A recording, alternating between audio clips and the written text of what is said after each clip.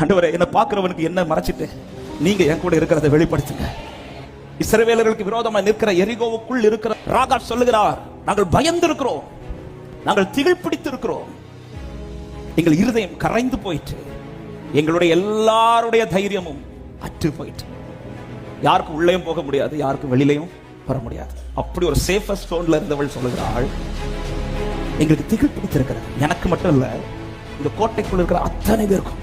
இது ஏன் பிடிச்சிச்சுன்னா, 2 வார்த்தை 9வது வசனத்துல சொல்ல, கர்த்தர் உங்களுக்கு, 10வது வசனத்துல கர்த்தர் உங்களுக்கு முன்பாக. இந்த வார்த்தையை இந்த காலையில ஆவியானவர் திரும்பி ஞாபகப்படுத்தி உணர்த்தின காரியம், என் கூட இருக்கிறது கர்த்தர் என்பது சத்ருவுக்கு தெரிந்தால் போதும், எப்பேற்பட்ட பெரிய சத்ருவானாலும் எனக்கு முன்பாக இல்லாமல் போவான் என்று விசுவாசிக்கிறவங்க மாத்திரம் சத்தமாய் ஆமென் என்று சொல்லுங்க பார்க்கலாம். சத்ரு அறியணும், என் கூட கர்த்தர் இருக்கிறதை சத்ரு அறியணும். ஆமென். இன்னைக்கு ஒரு காரியத்துக்காக நீங்க ஜெபிக்க